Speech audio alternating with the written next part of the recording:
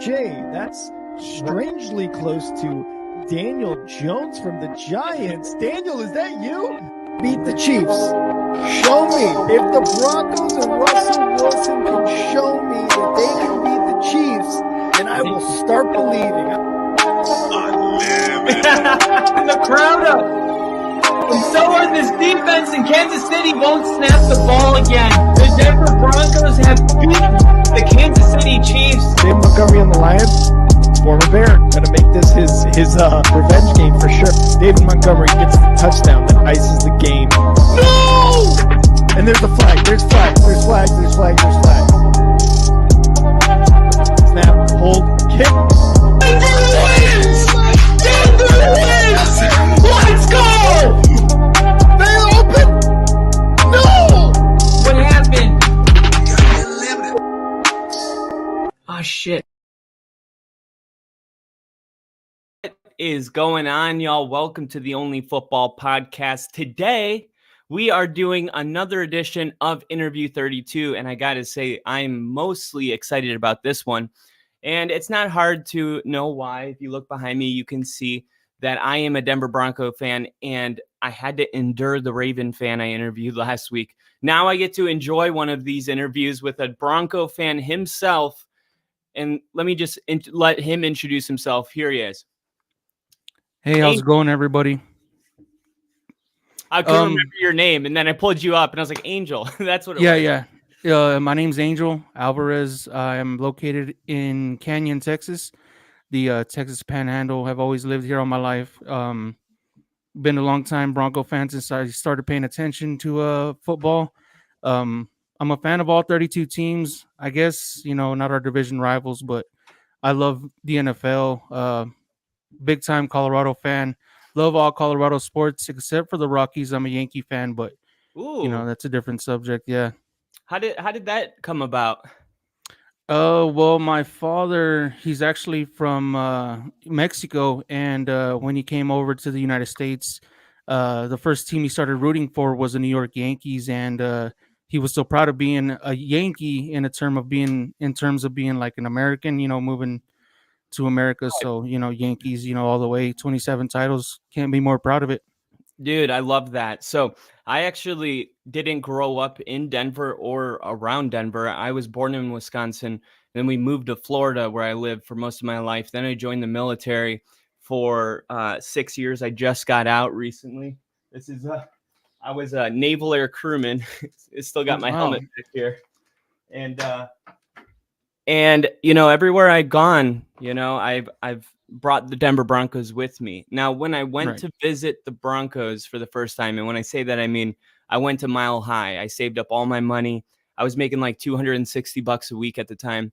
And I went and saw Peyton Manning in the playoffs against the Chargers. And it was just so incredible. But what I found, that there was a large fan base from Texas and Arizona.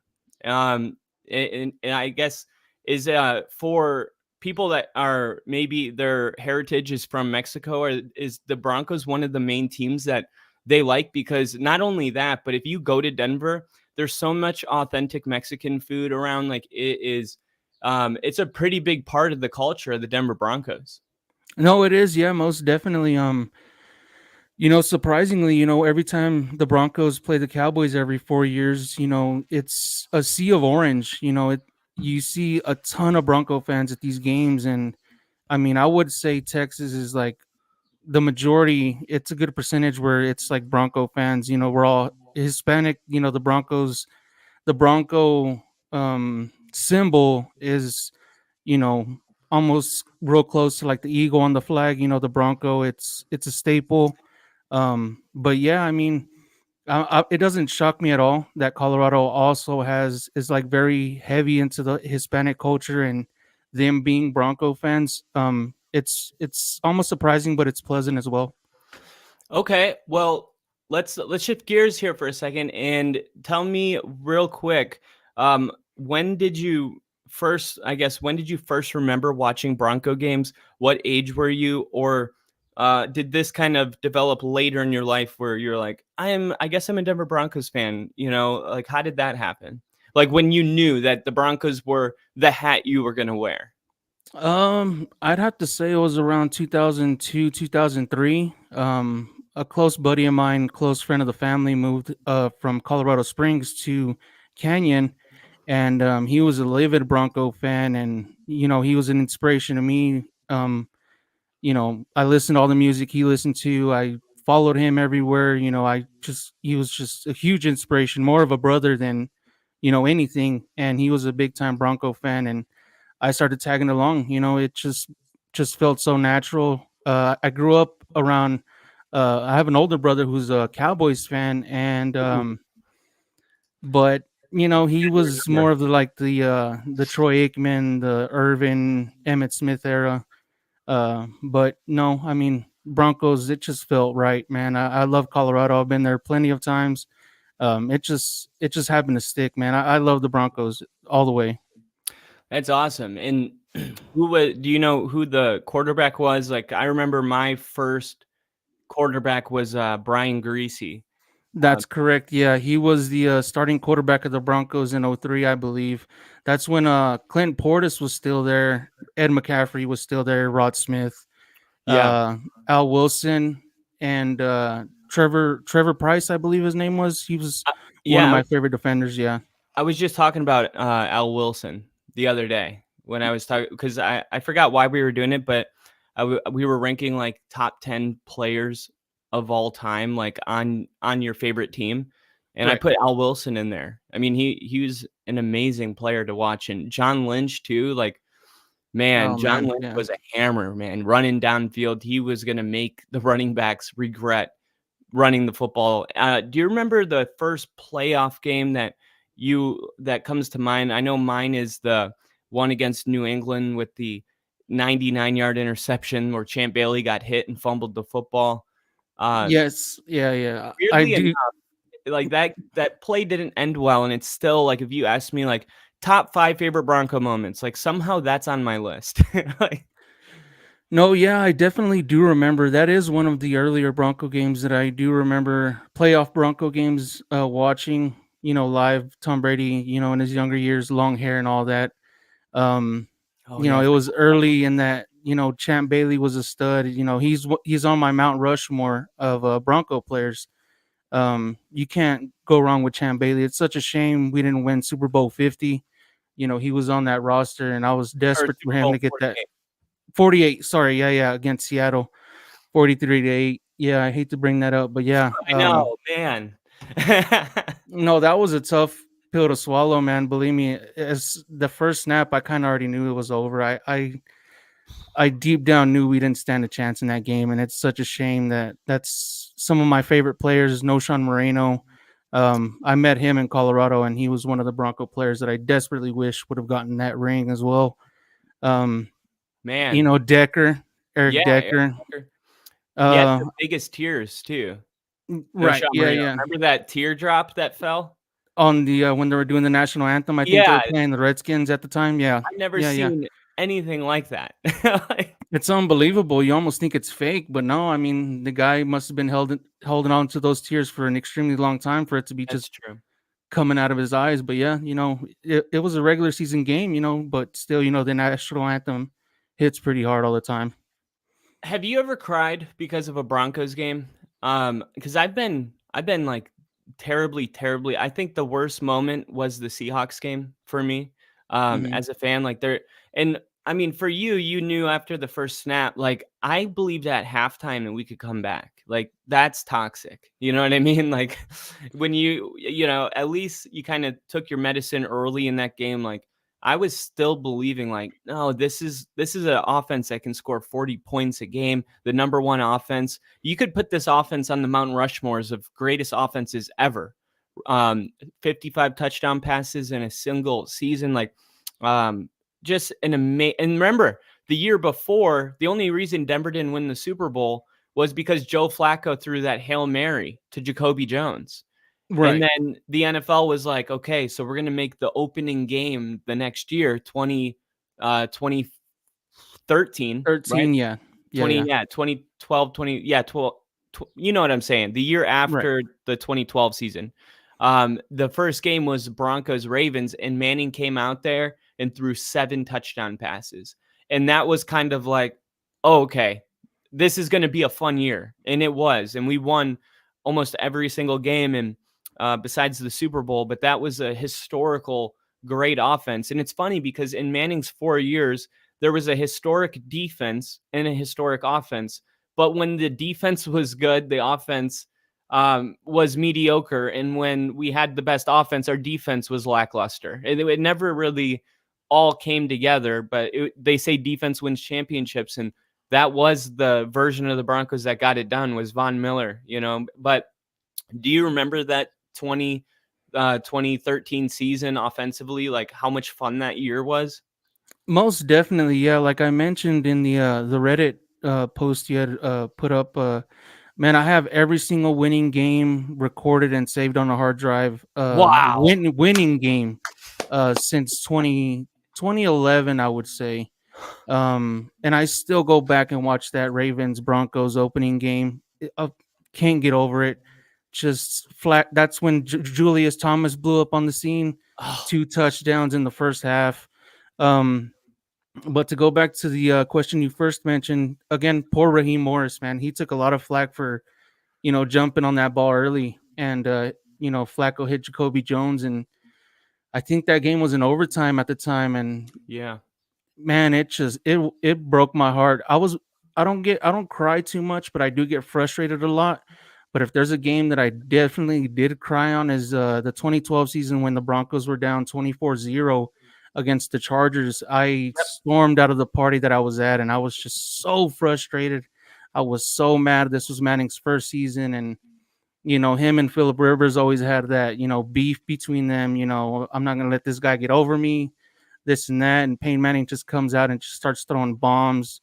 Willis McGahee had a bunch of good runs, first down runs for us that game. Stokely out of the slot, Decker touchdown, Thomas. It was amazing. But Chris Harris Jr. had a pick 6 to seal the deal, I believe, too. Yeah. And what was really important to add on that was that at the time that game happened, it was, I believe, week 4, or it might have been week 5, but the Broncos were 1-3 at that time. So right. When you're 1-3 and you're down 24-0, I mean, Denver came back and won that game and didn't lose again for the rest of the year, if I'm not mistaken. They won every single game after that. So it was almost like that was our moment that had to happen. And we were on the wrong side of a 24-0 too against the Patriots, where we were the ones. Oh, man. Yeah. And they came back. I remember that game. But that Chargers game, one of my favorite games ever. Along with, remember Eddie Royal? Yeah, I do. Yeah, he was on the other end of that one. I bet he really hated, signing. I mean, Denver let him go, whatever, goes to a division rival. But I bet he could have been catching those balls from Peyton Manning that season. And Chris Harris, I think, picked him off maybe once in that game. And then I couldn't remember who he picked off at the end to throw up the mile high salute just to, put it in Rivers' face. I remember him throwing up his I watched that game all the time too, starting from halftime, just because I hate watching any team score any kind of points on Denver. But it was very enjoyable. Yeah, I couldn't believe it. I remember just coming back home and just sloping around and not even wanting to watch the game. And everybody's just texting me, bro, are you watching this game, man? Denver's back in it. Derek Wolfe strip sack. Tony Carter recovers the fumble, scores. We're back in it in the matter of just 2 quarters. It was amazing. Yeah, and Manning was really good at capitalizing on those momentum plays. Like anytime the defense would get a takeaway or anything, Manning was just so professional in his approach. Like, okay, we have to take advantage of the momentum shifting in our direction. And I remember like just so many times where that type of feeling happens. But when Manning came on the field, it was like, everything is going to work out. Like it's going to be okay, and that's a feeling that I really miss. I haven't felt that way in a long time. It's actually been the opposite. Like if anything goes wrong in a Broncos game, I'm like, we're not good enough to overcome. And I hate to say it like that, but this Broncos team with Manning, they could overcome a lot, and come back. And it was just people making plays all over the field. I love Tony Carter. I think he went to Florida State, if I'm not mistaken, because I remember my buddy, who's a huge Florida State fan, was always talking about Tony Carter. But I remember Eddie Royal's first game as a Bronco against the Raiders on Monday Night Football. I think we won that game. It was like 41-14. It Was was that the throwback uniform game? no, they were in Oakland when they still played on the baseball field. I think that was Right, 2008, if I'm not mistaken. Right, yeah.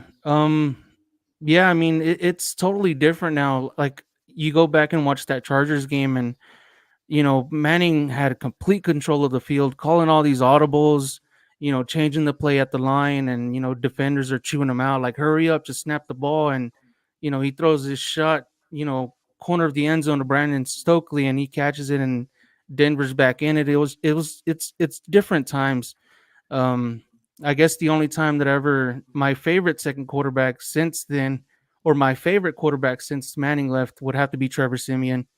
He had a good solid 2 years, honestly, and he won more games collectively than I think all of our quarterbacks individual seasons. But Unbelievable. Trevor Siemian was great. I was a total fan of him. I went to go see him when he was a backup for Zach Wilson at the Jets game a couple years ago. The score was 26-0, but I wore my Siemian jersey just because, hell, I love Siemian, man. He's still, one of my favorites since Manning has left. Yeah.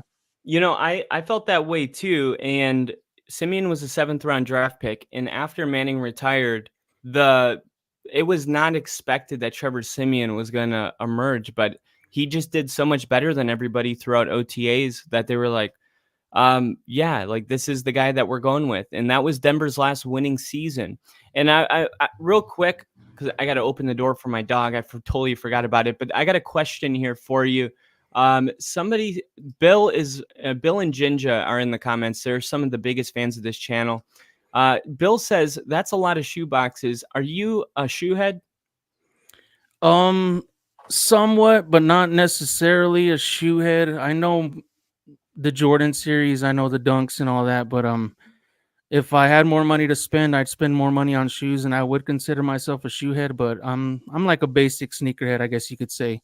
Not so much, but yeah, I try to stay plugged into the sneakers as much as I can. I watch a bunch of YouTube videos, the cool kicks, Cam's kicks, stuff like that. Top Shelf Kicks, shout out to them.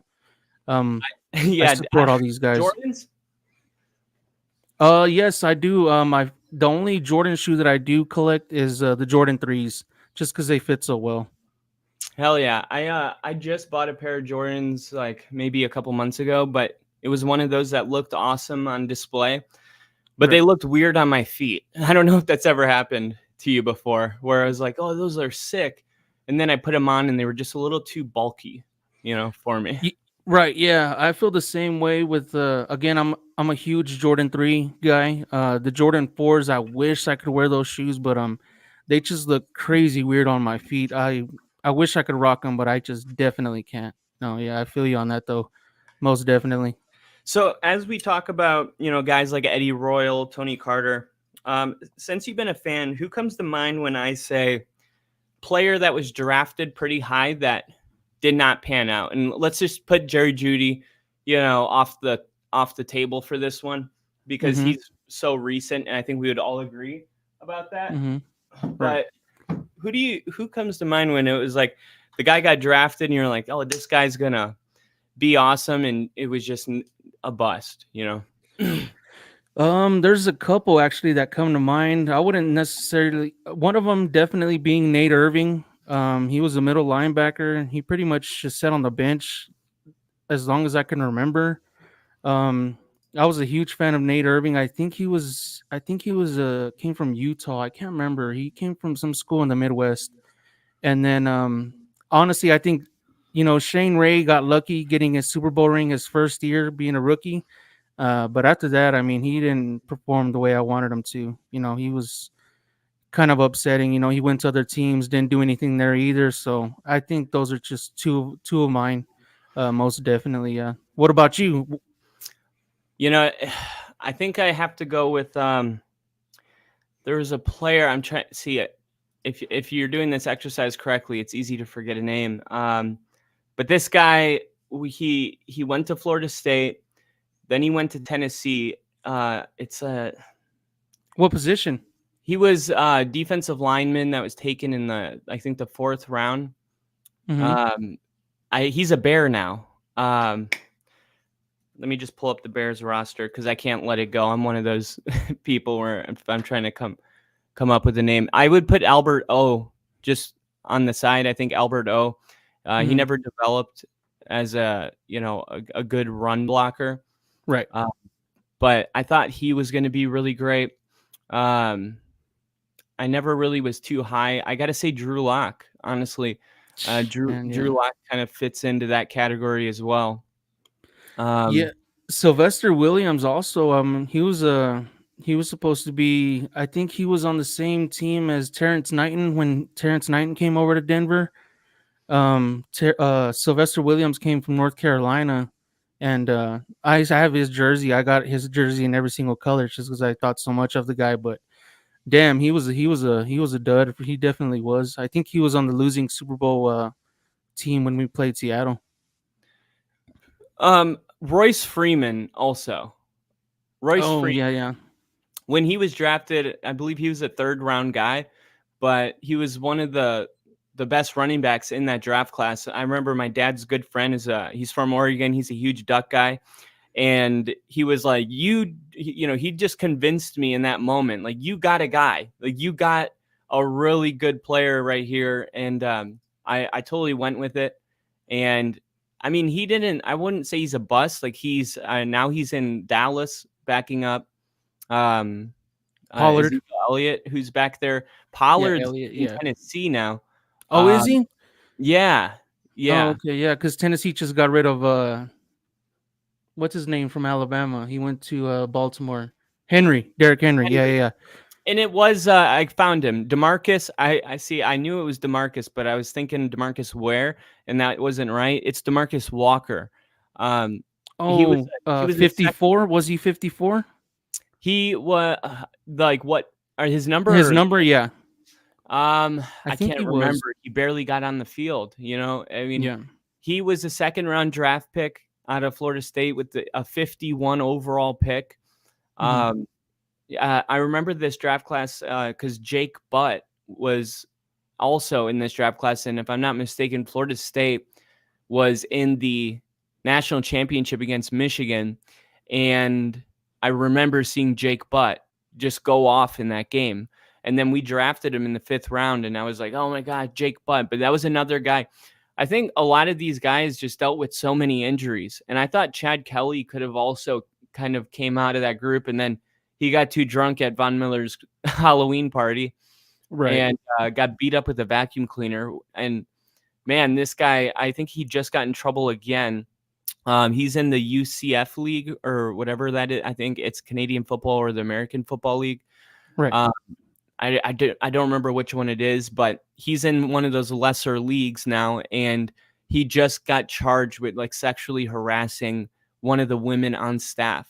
So, we just got rid of him after that whole incident on Halloween. And I still said, like, man, if that guy can get his shit together and just, become a professional, like he had the talent, but looks like it was the right move. He's still getting into trouble all these years later, 7 years ago, Yeah, that's so true. If there's another person that comes to mind that also had issues off the field, when it came to drinking, I think he might have had a pill problem or he drank a lot, was the running back that played with Russell Wilson in is it Wisconsin, I think? No, Monte Ball. Oh yeah, Monte Ball. Yeah. There's a couple Kansas City games that I go back and watch, and he was taking snaps behind Noshawn Moreno, and the guy ran great. I loved his footwork and everything, but it just didn't work out. He got into all kind of trouble, and I read an article on him a couple years ago where, he had his mugshot. Nothing good was said about him, just besides that he played for the Broncos, but that was a huge disappointment. I had his jersey as well. We got Grand Zier 12 in the comments, and he says, hello, Kyle. Hope all is well. And hello, guest. And That is Angel Alvarez. He corrected himself. So what's up, Grandzier? Happy to have you in here. I'm going to hit some of these comments real quick. Ginger said Nate Irving was athletic, supposed to be a stud out of NC State. I forgot about him. And then, yes, we are talking about past Denver picks, but we're talking about the worst of all time. You got that right. Jinja, you'll be happy to know that we did not draft Philip Lindsay in the first round. We didn't draft him at all. He was undrafted. Yeah. And he was the first undrafted player to make the Pro Bowl. Year one, I think, at the time. Right? Okay, yeah. That rings I believe so, yeah. So yeah, I mean, that's fun to go through, and let's talk about, the elephant in the room.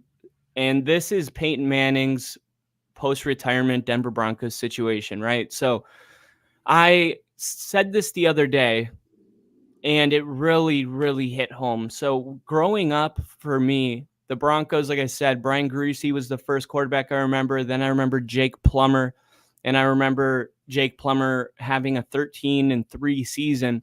And Denver was not necessarily a powerhouse growing up, but they were in the playoffs. They were always relevant. I knew Pat Bowlen was the best owner in sports, maybe the best owner of all time. When you look into what he did for the broadcast, he was a big reason Monday Night Football happened. He was also a guy that would wake up at 5 a.m. in rehab with the players, in the training room, because he was a marathon runner. He was just so involved. And he said countless times, like, if I could own any football team in the world, it would be the Denver Broncos. And he meant that. And then there's that historic moment where John Elway finally gets his ring and he goes, "This one's for John." And then Super Bowl 50 happens, and Pat Bowlen is now not even able to remember because of, I believe, dementia, right? Right, yeah. Or was it Alzheimer's, dementia? Or Yeah, Alzheimer's. Yeah. And he couldn't remember. He wasn't even on the field. His wife was on the field, but right. John held the trophy up knowing, this guy's got maybe a year left to live, and this one's for Pat. Yeah. I got chills, like, just even when I like do it just right now. Like, I mean, it's such an amazing moment. But since that moment, that has been 9 years ago. So think about this.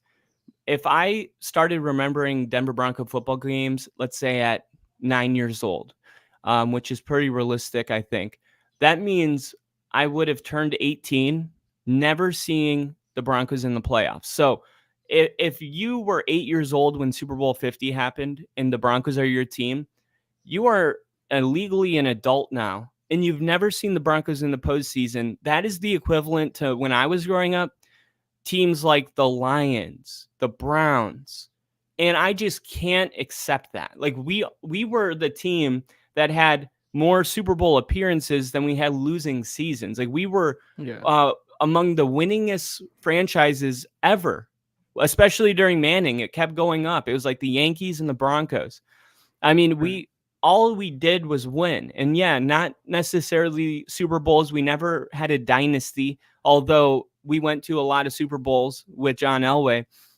It was not like, we ever had, he won 2 in a row, but what Tom Brady and Patrick Mahomes have is a little bit different. But the point is we were, and this is what I would compare it to today, we were the 49ers. Like, we're always going to be good. We're very well coached. We drafted well. And I just can't believe that for a kid that grew up in this era. Do you think they think of the Broncos as like the Browns and the Texans and the Lions, like these teams? They don't, they don't know any better unless they watch old film, of what we were. And man, that's just such an unsettling thing for me. So what do you think do you think about that often? Like, man, like these kids have no idea that we were not always the joke of the NFL. We were not always the Russell Wilson cringe, making the media for all the wrong reasons, getting embarrassed on primetime, all of this stuff that we've had to endure the last 9 years. For some people, that's their whole life.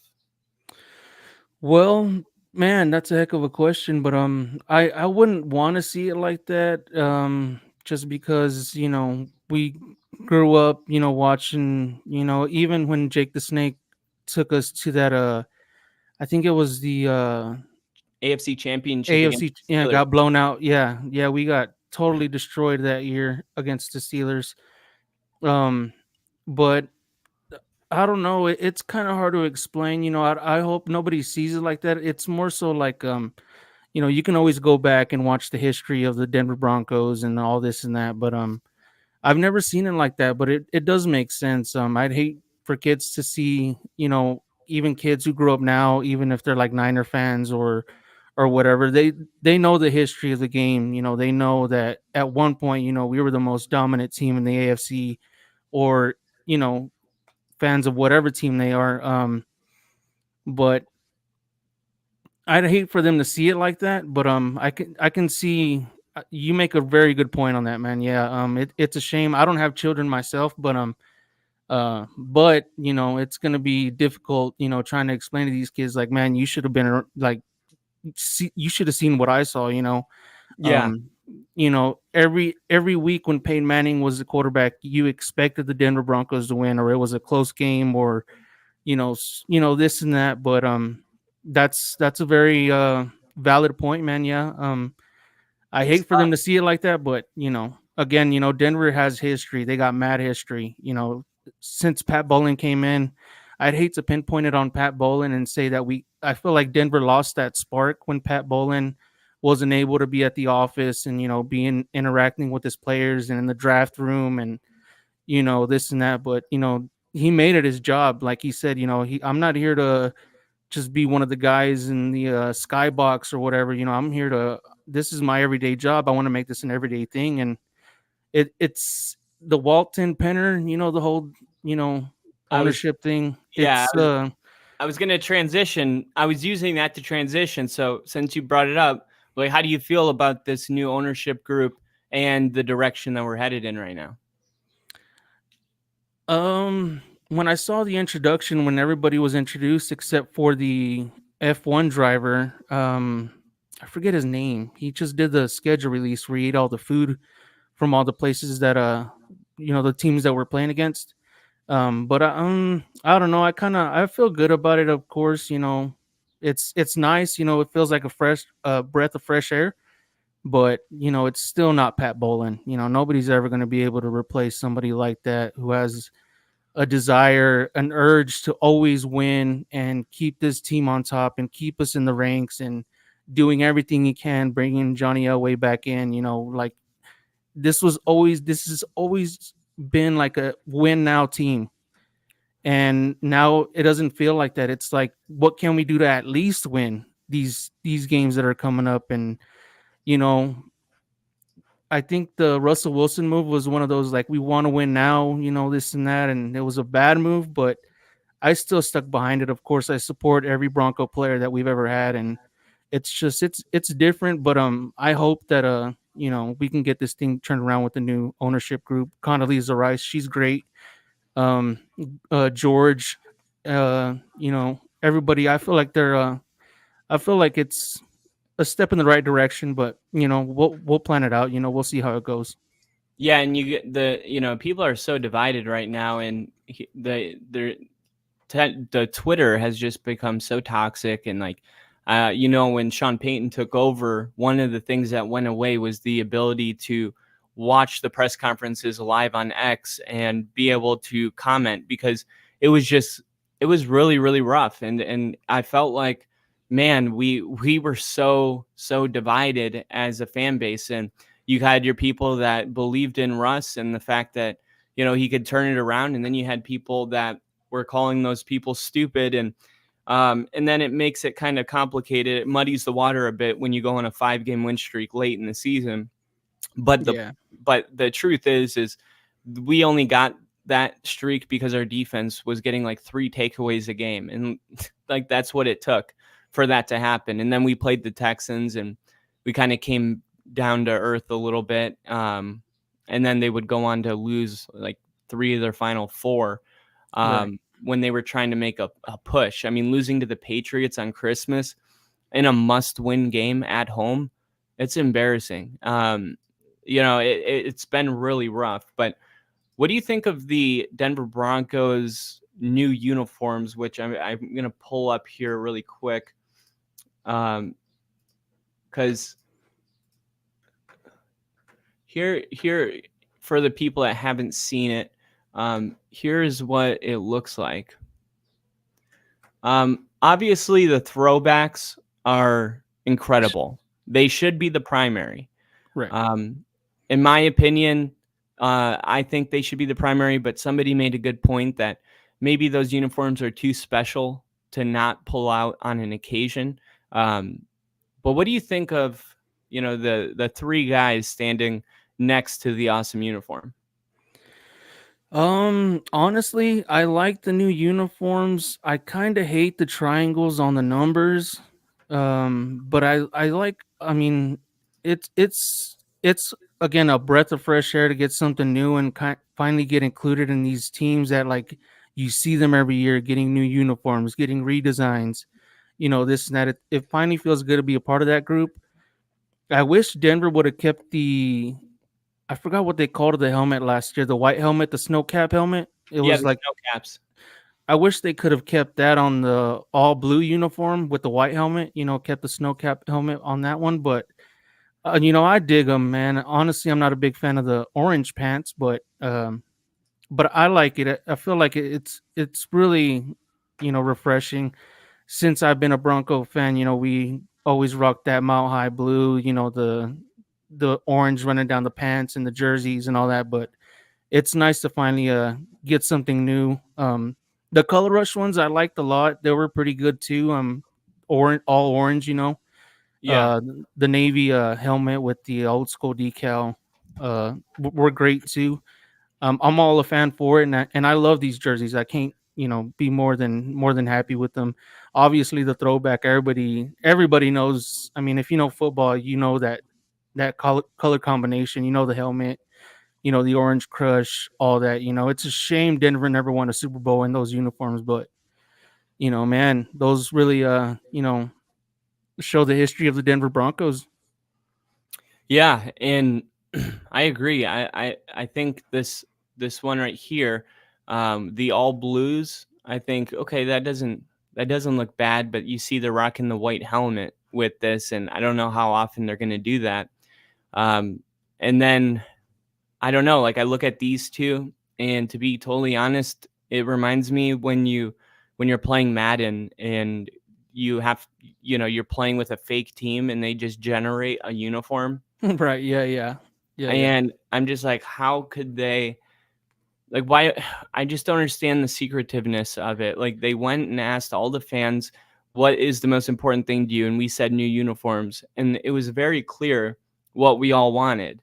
And I'm sorry, like, to be a downer, because trust me, I don't want to not like them. Like, I want to like them, but I just see this and I'm like, man, I really wish we just had our old uniforms if we were gonna do this. Like I said, the all blue one is cool. I got no problem with this one, but how many times are we gonna see this on the field? And Right. we have to, because when I was a kid, like I grew up in Wisconsin, and in Wisconsin, it's like you're a Packer fan or you're dead to everybody. Like, it is really just like that loyal fan base. And we would play at recess. Me and my buddy Alex would play Brandon and Wesley, and Brandon and Wesley said they were the Packers. And we felt like we had to, we can't both be the Packers. It's not realistic, Right. So me and Alex went into the library and we laid out all 30, I think it was 31 teams at the time. We laid out all the books and we put them away one by one. And then eventually it was the Broncos and the Patriots. And we both picked up the Broncos book and opened it and went through the pages, and we said Broncos. And from that moment on, something happened to us, like something, because, you can't really pick what to be passionate about. Your passions pick you. Like, I could say, like, tomorrow I'm going to be a Dolphins fan, but how much are you really going to care?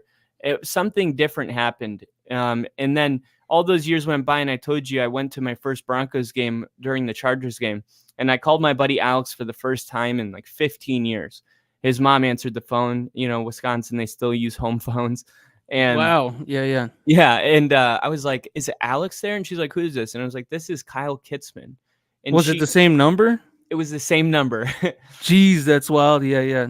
And she just screams and runs and goes and gets him. And I'm like, "Alex, guess where I am right now?" And he's like, "Where?" And I was like, I'm looking at Mile High.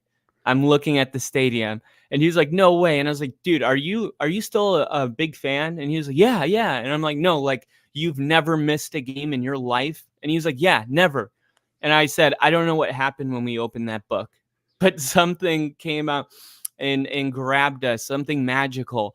And I think about that day and I realized like I picked the Broncos because of their uniforms.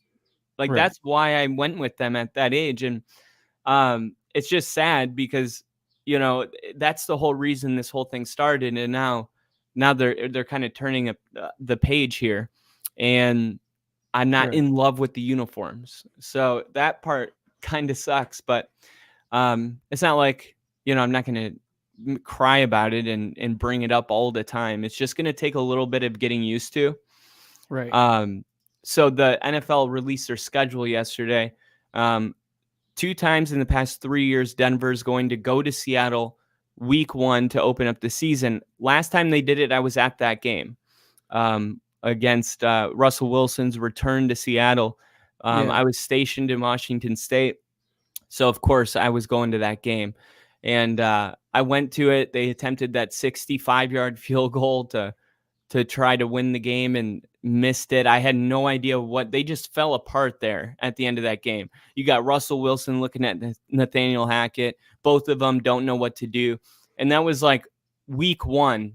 And that was a reminder to everybody like, okay, we don't have Peyton Manning. We have Russell Wilson.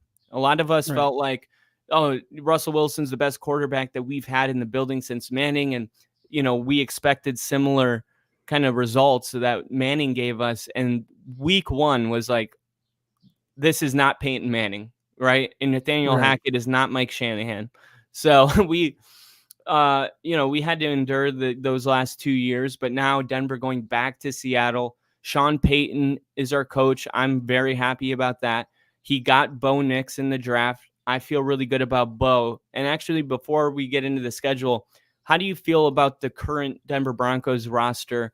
I think at wide receiver, like offensively, there's plenty weapons when I look at him. I want to say that I feel pretty good. I think the signing of Josh Reynolds from the Lions was a good pickup. Brandon Jones coming in from Miami, safety. It's a shame Denver had to let Justin Simmons go, and I don't know why he's not picking up more traction in the NFL. I honestly think he would have signed. He should have been signed to Philly. That's a place that I would more than likely support him, of all Right. places. But I'm ready to see what Bo Nix has. I've read about this kid. I wanted McCarthy, unfortunately, but again, Bo Nix seems like a pretty solid pick. Everybody's saying he's like player ready. 4 years in college, different schools, different systems. Yeah. Guy just comes in, throws the ball, can read the field. This and that. Hopefully, we can. Sean Payne can mold. Um, his game plan around him. But I think Tim Patrick coming off that ACL injury is going to be good for Denver as well. Hopefully Sutton comes back here pretty soon. Hopefully we can find a way to get him in the door and not have to fine him so he doesn't lose any more money, or just give the guy more money. He's been okay. He's not no Demarius Thomas or anything like that, but still he wasn't catching passes from Peyton Manning. So but he's done well. I think. Ready to see Javante come back and be a stud. Defense. Sertan can't. I mean, what can you do against a guy like that? The best corner in the league. But going into the season, I feel pretty good about the team. I just desperately want to see how Bo Nix does. I hope to see a lot of Oregon jerseys at that Seattle game. Um, close to that area. I think, what is it? Oregon's below Washington, I believe. Yes. No, Yeah. no, So like you mean on the map? like statewide. Yeah, on the map. Yeah. I guess it would be connected at the south point. Okay. All right. But to answer that question, I feel pretty good. Hopefully, I always expect Denver to go in and win every single game, but I know that's never going to happen. But I desperately want this game. I've always hated Seattle. The only, I think, winning Seattle, or the only game that Denver won against Seattle that was memorable to me, was when I think Russell Wilson came to Denver and Von Miller strip sacked them. I have the game somewhere on my computer, but that was the last time. Seattle's always been kind of that team that has our number. So I'm hoping Denver finally gets over on this one in Seattle, which would be nice. First game of the year, it'd be great. Yeah, I part of me was like, why do we have to go back to Seattle? If you're gonna repeat the game twice, why can't it? Why can't they come to us? Because that would be awesome. But then the schedule makers, and I've been saying all off season, when Russ got traded, I literally said it the day he was traded. I said week 1, Russell Wilson returns to Denver to play the Steelers, especially because the NFL script writers they don't know how long Russell Wilson's going to be a starter. So if you want to maximize this game, you got to put it in the beginning of the schedule in case Justin Fields takes over. And that will be our home opener, week 2. Right. It's going to be in Denver. What are your expectations for the Broncos in the beginning of the year? Because Seattle and Pittsburgh, you could argue, are in better shape than we are right now. But it's not like our schedule gets any easier. So those are important to win, especially the home opener. I went to the home opener last year against the Raiders. Mm-hmm. Just really, really depressing, losing a game to the Raiders where I didn't think that was possible. I really just felt like we were going to win that game for sure. Sean Payton's first game. And then I actually was at the Dolphins game week 3. Oh no, man. Damn. I'm sorry to hear that. Yeah, that one was a hard pill to swallow. Yeah, I couldn't imagine being at that one. Yeah, that was super, super rough. And Bill said West Coast, South to North, California or Washington. Yes, I'm still here, Jamie. The Joe Rogan podcast, how he has Jamie. Yeah. Doing all the research in the background. Yeah. And Granzier said, I like when Seattle used to be in the same division as Denver. Yeah, and I could really feel that history when I was at the Seattle game. So what game are you most excited about on the 2024 schedule?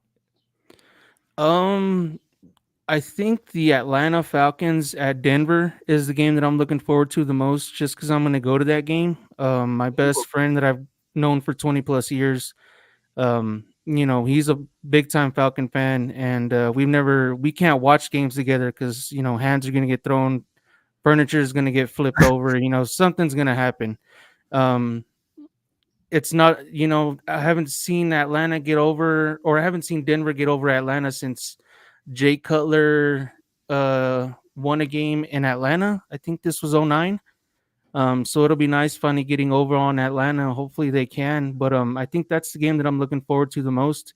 It's a 1:00 game, but I'll be there most definitely. And I think that one and the Jets game is probably the top 2 that I'm looking forward to the most.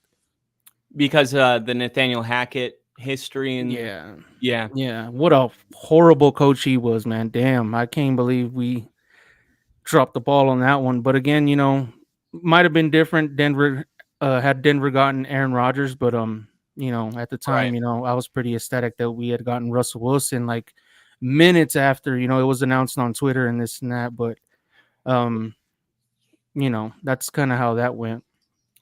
Yeah, well, Bill said gotta bounce out, catch up on the back end, guys. Good show. Thanks, Bill. And it's funny because through the Russell Wilson trade, we really made 3 enemies, right? Seattle Seahawks became a big rivalry at that moment. And then Russ getting traded to the Steelers. Now the Steelers, want to beat us. And I'm sure Sean wants to beat them. And then the Jets, because of Nathaniel Hackett.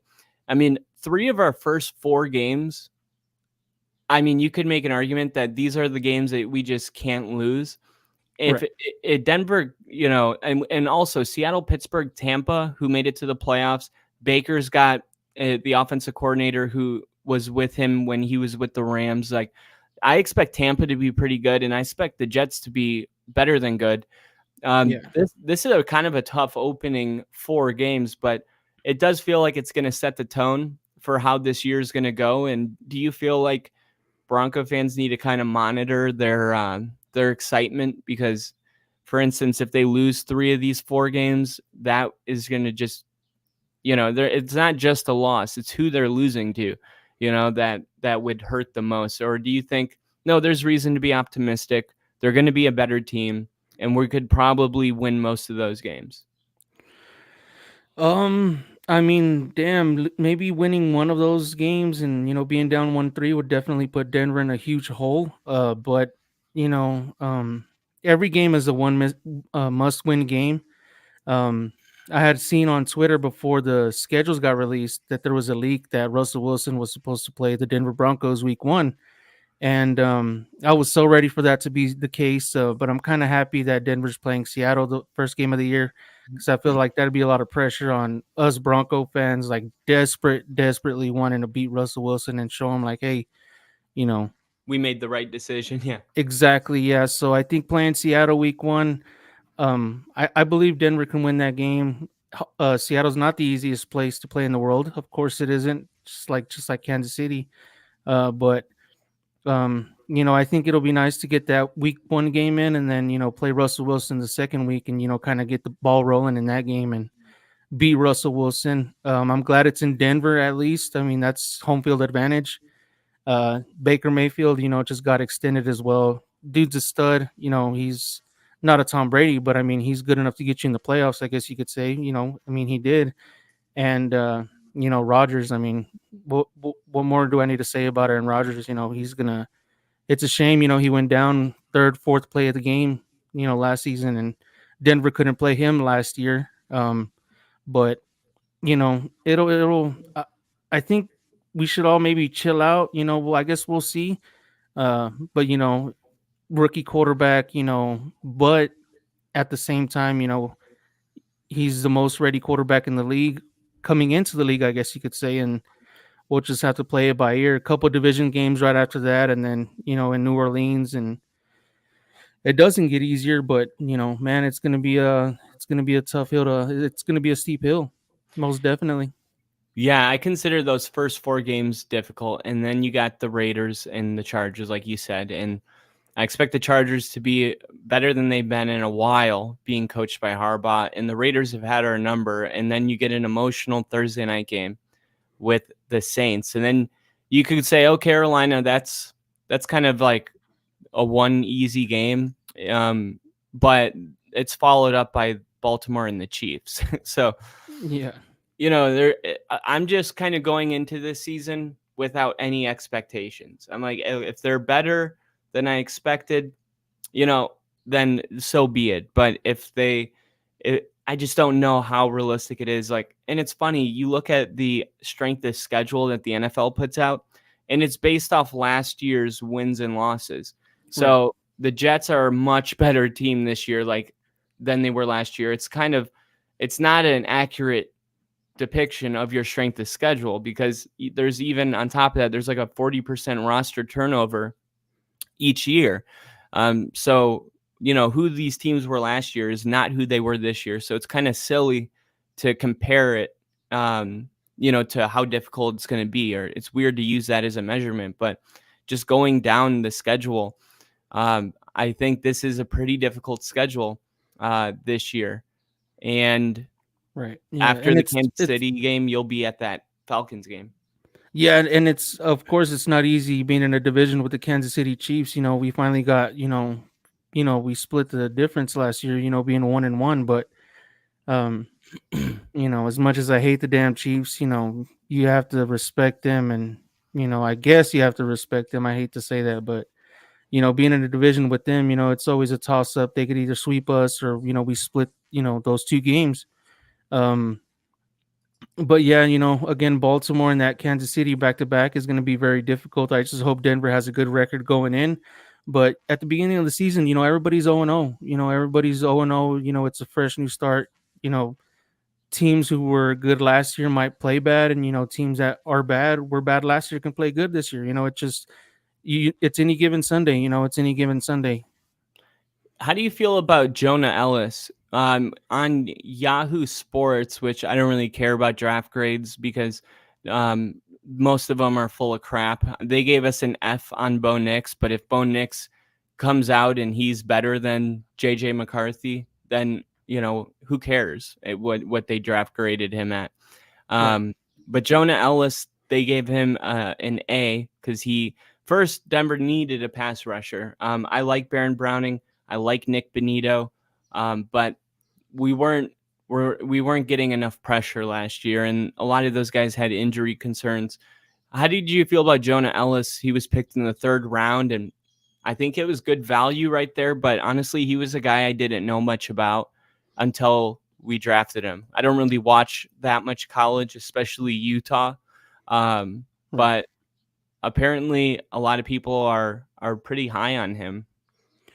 Right. Yeah. No, I definitely read up more. I read up more on him as soon as Denver drafted him. I don't really, again, I only pay attention to like the bowl games. I don't really, keep up with too much college unless it's the Buffaloes, of course.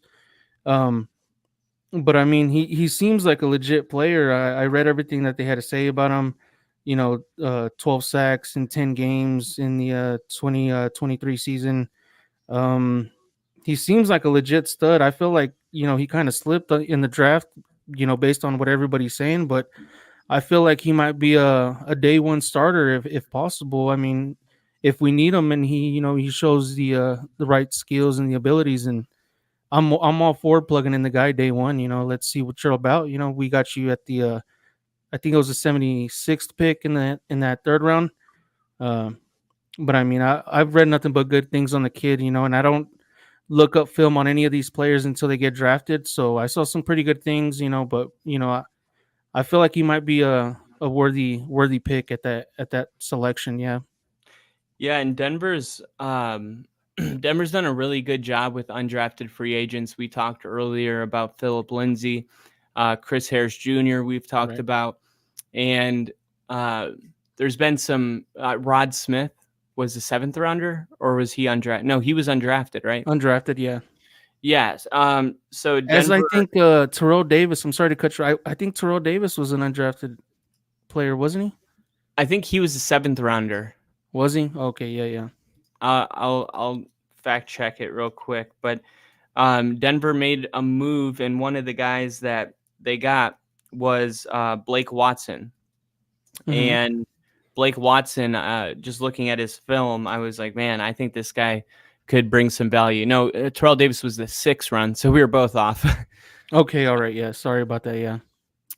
No worries. But Jaleel McLaughlin was an undrafted guy that they got last year. He was really he was effective when he was on the field, and there's a lot of Bronco fans that are like, why wasn't he on the field more? He was averaging, 5 yards a carry. But if you look at his PFF pass protection grade, it was like a 33. He's almost useless in pass protection, which meant every time Denver brought him onto the field, the defense automatically knows that it's a design play that's going to him. And that kind of, Right. Him not being well-rounded kind of limited how effective he could be. So I don't know, what they're going to do. Is he going to stay in the team? Maybe he can get better in that area. But Right. are there any guys that you're looking at this year that you're like, oh, watch out for this guy? Because there is one guy, I'm trying to look him up really quick because I totally forgot his name. But he was an edge guy, or I think he was a linebacker. Was he drafted this year? Yeah, well, he was signed signed before rookie mini camp and after the draft. Is that the gentleman that came from the Jets? No. No. I like that. I like that pick, but that's not who I was talking about. I think it's Jalen Allen. Okay.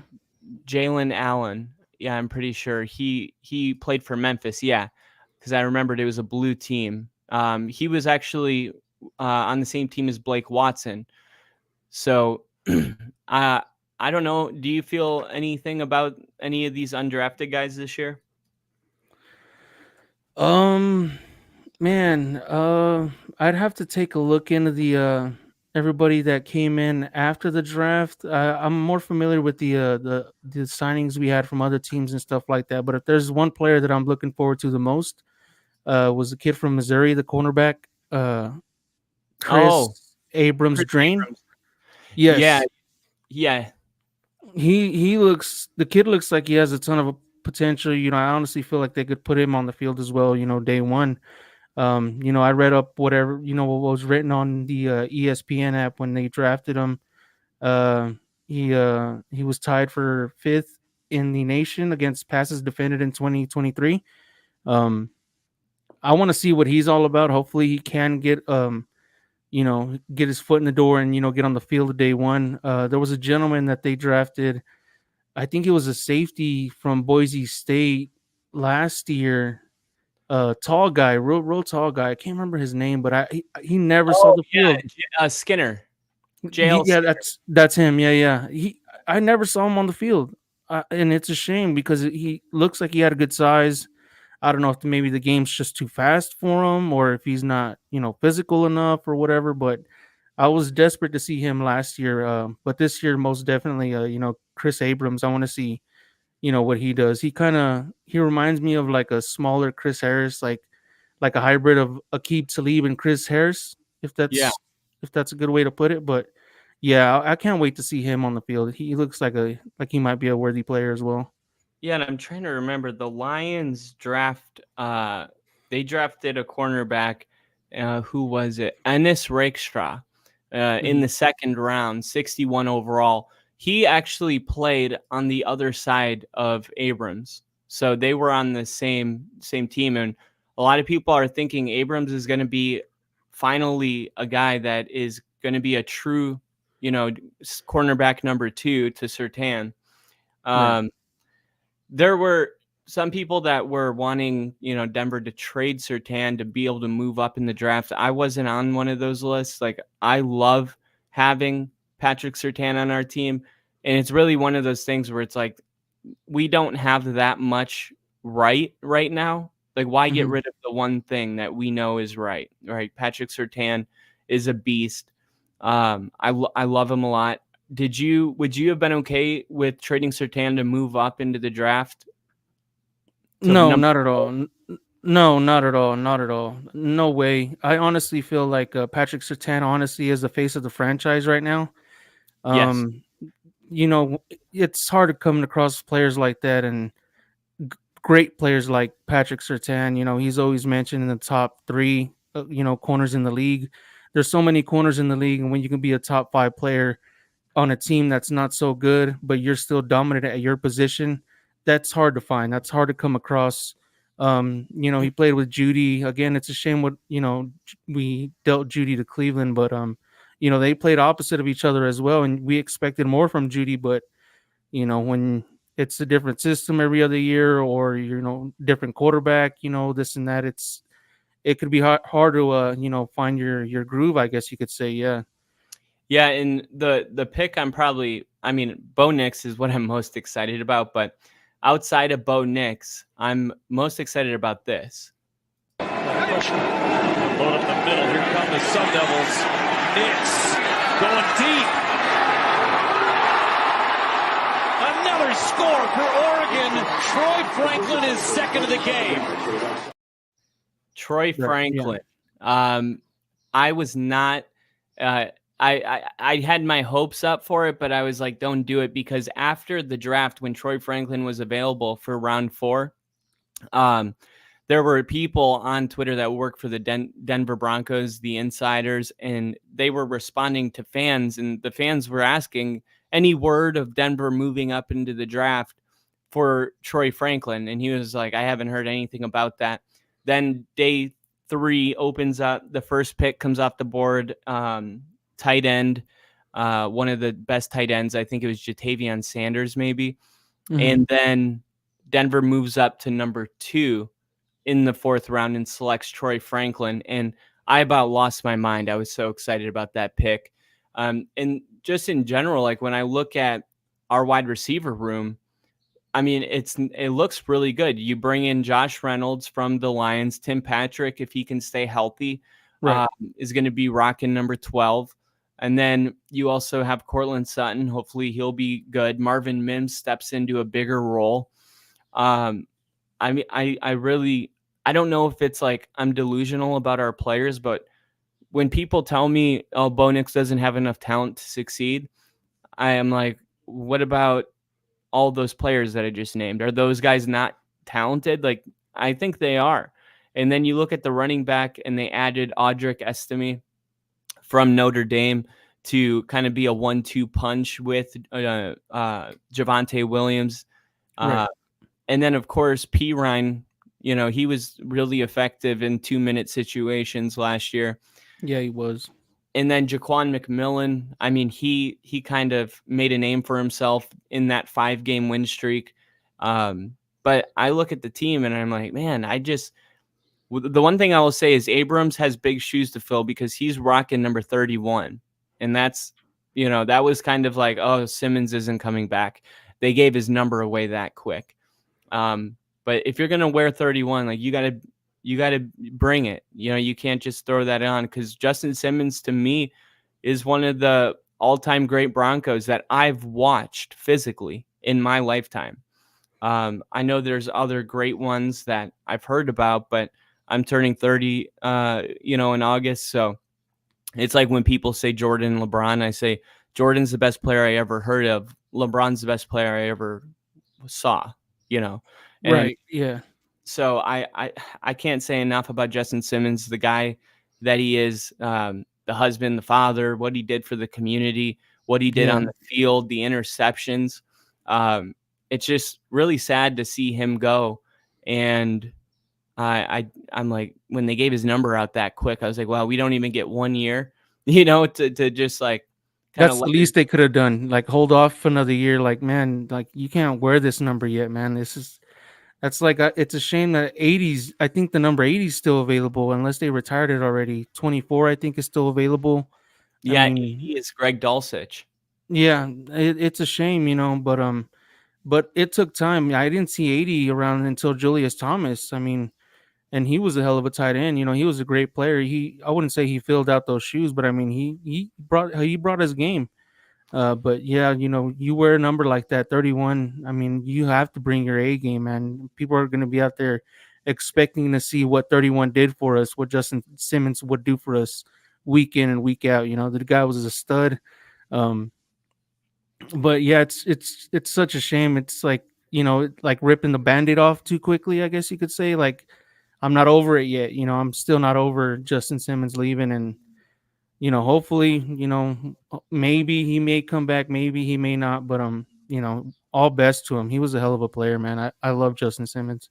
Yeah, I'm right there with you. And Alex Singleton and Josie Jewell were kind of I would say, a good duo last year.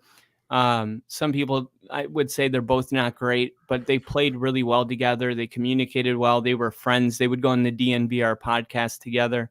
Mhm. And then you see, I believe Josie Jewell was signed by the Panthers. And then Alex Singleton is, still here. But how did you feel about Josie Jewell getting shipped to Carolina? I honestly, it was a little upsetting. I think Denver could have honestly really, I mean, just gave him a couple years and paid him, giving him his money, because they did pretty well in the middle. I mean, together, it was, I can't remember who it was. It was Brandon Marshall and Danny Trevathan when they were both together on the Broncos team, and they filled that middle section. I mean, you load up 6 in the box with those two guys. I mean, you're not getting very far on this defense. But now we got to try to find our Josie Jewell, I guess you could say. Now, but it's he went to a team that paid him, obviously. But I'm just glad it wasn't a division rival, because I would have been very upset with that. Yeah. Yeah, and we also have there was one more guy I was going to ask you about, Drew Sanders, who we drafted last year. Was it Nebraska? I think. Hmm. I can't remember. Oh, Arkansas. It's right here, actually.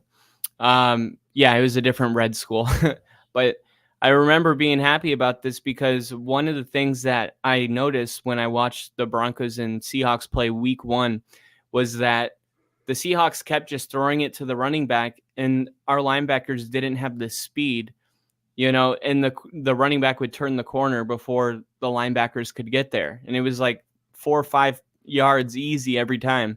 So they Right. made this draft pick, and I was stoked about it because Drew Sanders, for a guy that's 6'5", he has speed. We didn't see a lot of him last year. Do you think that moving off of Josie Jewell, it's kind of his position to take, or do you think it's going to be Justin Stranad? Or I think those are the only real 2 options. I would think that they gave it some thought. Let's let Joel go. And then we could bring Sanders in. The guy's long. You mentioned he's 6'5". He can see the field. Probably as good as I was gonna say Brock Osweiler, but he wasn't also that good either. He can just, see down the field. But I hope that was our plan B. To bring Sanders in and put him right next to Singleton. And hopefully it works out for us, man, because again, Denver hasn't been or all that good in the middle, since getting rid of Trevathan and Brandon Marshall. Sorry, I think it was Brandon Marshall. Yeah. Yeah. But hopefully that was plan B. Hey, we don't have to pay Joel, let him go. We're gonna just bring Sanders in. That's less money we have to spend. We need the money, so I think that makes a lot more sense than just not paying Joel. Do you believe that Sean Payton's job is on the line this year? No, I don't think so. I don't think so at all. I think I mean it's hard to come across a coach, and I mean a lot of teams are changing coaches. It's hard to find a coach that sticks around a while, gets an extension. But I want Sean Payton to be our guy. I haven't felt this confident about a coach since, I guess Kubiak. He had that 1 year with a Super Bowl winning year. I think he had the year after as well. John Fox was a great pickup back in the day, but he, blew it in the Super Bowl against, Seattle. But I don't think Sean Payton would be on the hot seat. But who knows? It just depends on how good we play, winning record. I guess he stays, but I don't think he'd be on the hot seat after this year. I think he still does. He's deserving of playing out his contract, I think, or coaching out his contract. I hope so, because I really want Sean Payton to be the guy. He was always one of my favorite coaches when he was coaching Breeze, and it'll be fun to see him return to New Orleans. Most definitely, that's another game that I'm looking forward to as well.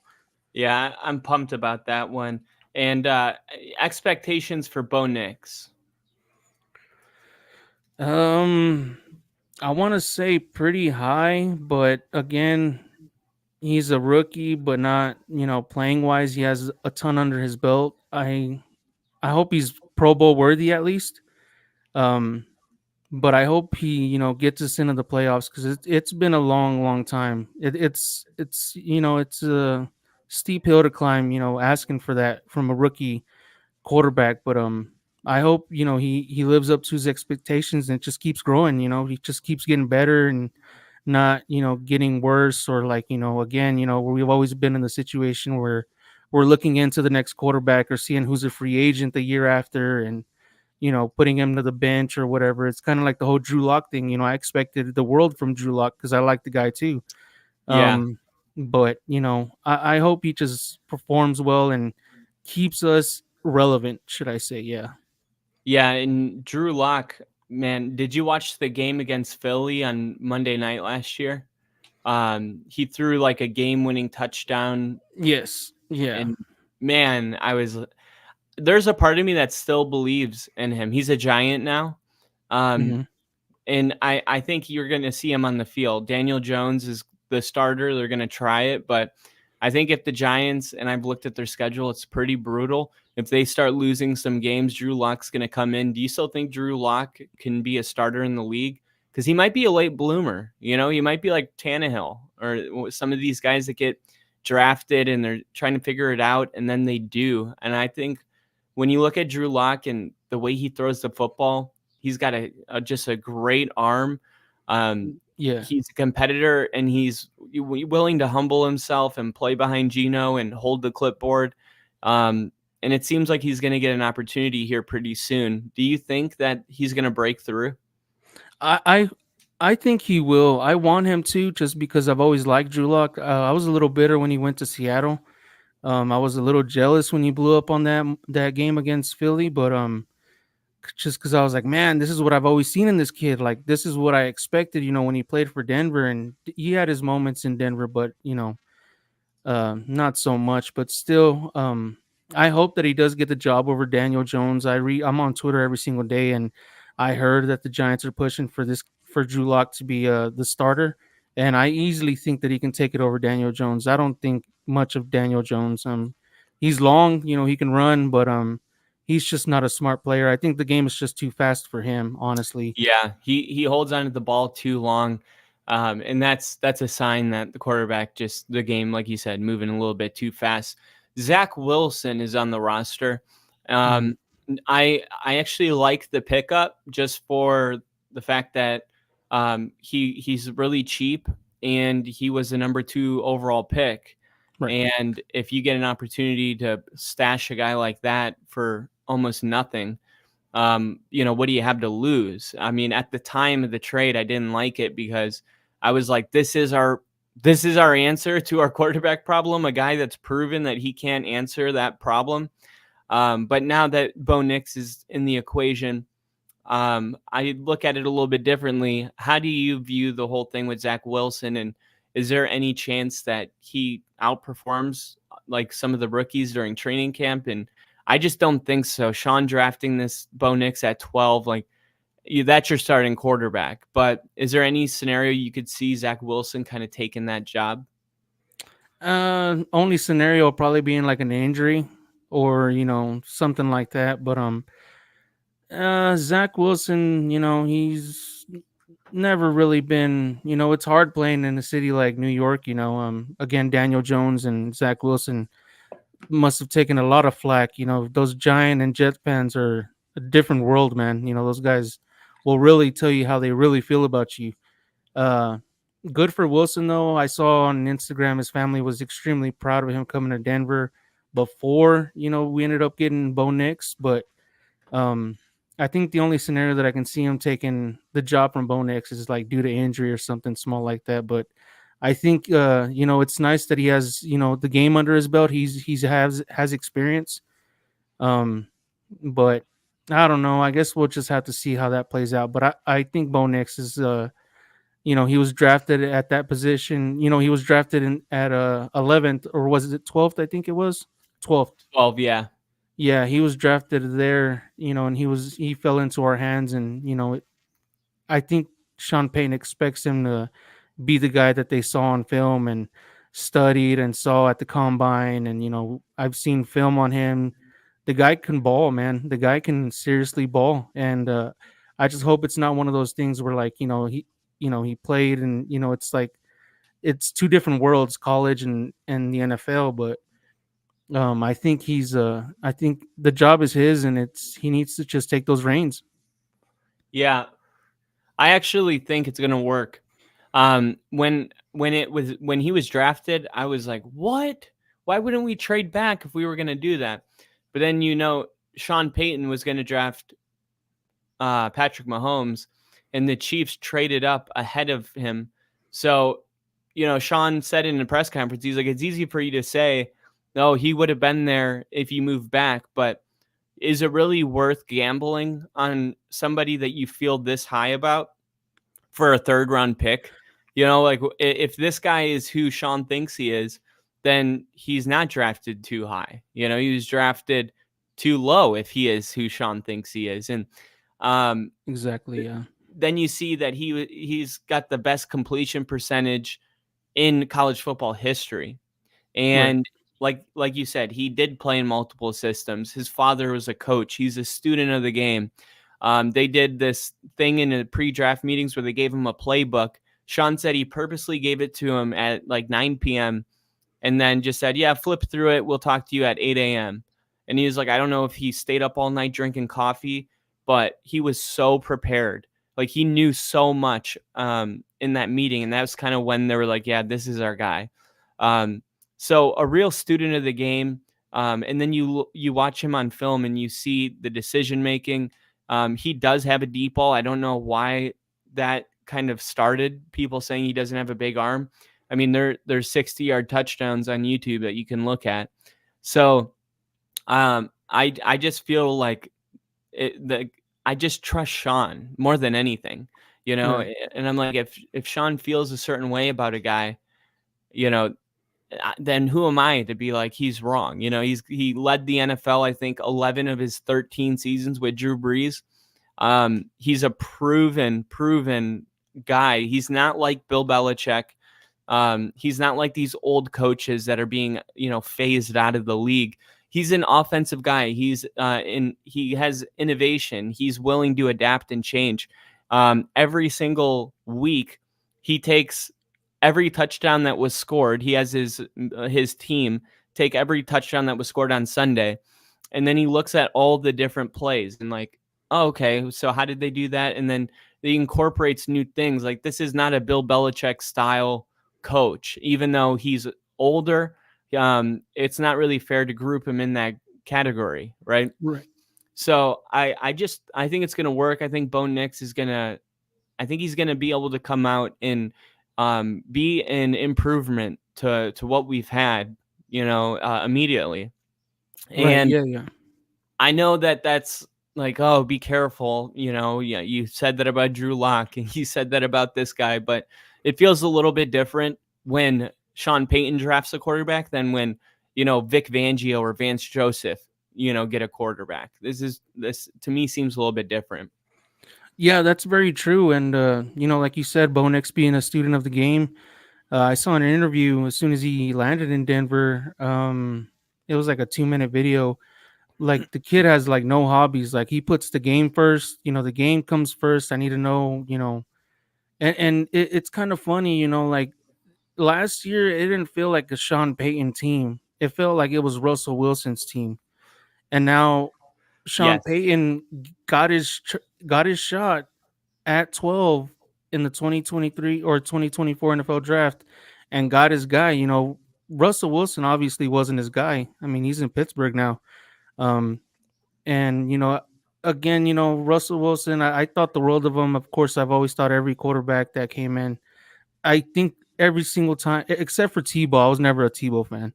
What? I gotta go ahead and just put that out there. I'm a big Tebow fan, but he went to the same high school that my brother played high school football at, and like, oh wow, yeah. I've got Nice High School in Jacksonville, Florida, and I got to meet him multiple times because of the football. And he would even, when I was in Pop Warner at the time, he would come and like give us a speech before our games, right? And and I remember right before the draft, he came back to Nice for, they have this big rivalry with Bartram Trail. That's where Nathan Peterman went to high school too. Oh, wow. Yeah, Nathan Peterman, yeah. And there's this big rivalry, Nice, Bartram, they have to reel in extra stands. It's a big deal. And he came back for that game, and my buddy, his dad was in the Marines, so we got to go on the field because he was part of the colors ceremony. Mm-hmm. And I got him to sign it. I drink Gatorade. He signed my Gatorade bottle, and I probably lost it an hour later. Right. But I had no idea that just a couple months after that, he would be drafted to the Denver Broncos, like my team. I never even considered it. So that was, part of the reason I liked it so much. But I also thought that it was fun. It was stressful. It's kind of like the opposite of Russell Wilson, like a lot of stress, not able to, kind of take on too many mistakes, but in the end you win, and right. With Russ, it's like really close, but in the end you lose, So true. Again, I wasn't a big Tebow guy. I remember McDaniels drafted Tebow and Demarius in the same round. I think it was the first round of that 2010 season, I think it was. Yeah. Yeah. At the time, I was ecstatic. I was all for it. This kid from Florida, you know, built like a tight end, can run the ball, this and that, but his play was just terrible. I still bring this up all the time. Uh, there was a game Denver played against Kansas City, and he was like 2 for 8 for 2 touchdowns, or it was like 4 for 12 he threw, and he threw 2 touchdowns and still won that game. Um, which was unbelievable to me, because like, how do you win a game? You know, we were run heavy just because I guess Denver knew that we couldn't throw the ball. I don't know where the hell Kyle Orton was at the time. I think he might have been hurt. I think we were 1-4, and he got benched. Possibly so, yeah. And then we also got Brady Quinn. He came in from Cleveland as well. He was on the bench as well. Forgot about it. Never saw him ever except preseason games. But yeah, the Tebow era, man, I was thankful Peyton Manning was there the year after, and man, Johnny Elway worked his magic. He told him, "Hey, I guarantee you, you come over here, you're gonna win games and you're gonna stick it to the Colts." And it's beautiful to see that Peyton Manning is at like the Nugget games, and he's always like, he's always got like some kind of orange on. He's a Denver guy. Yeah, he's a Denver guy. Yeah, his kids, they all love Denver. Colorado all collectively, they're always, I see him take his kids, and his kids are like in old school Nugget Iverson jerseys, and it's amazing, man. I Peyton Manning was, again, the best time of my life. It sucked when he got benched because he was playing so bad that Super Bowl winning year, but I'm glad Brock Osweiler played decent enough to get us to the playoffs, and Peyton Manning came back in that Charger game, and his last year, it was I wish I could have seen the 2013 the 2012 Broncos and that 2015 defense. Like, man, that would have been unstoppable.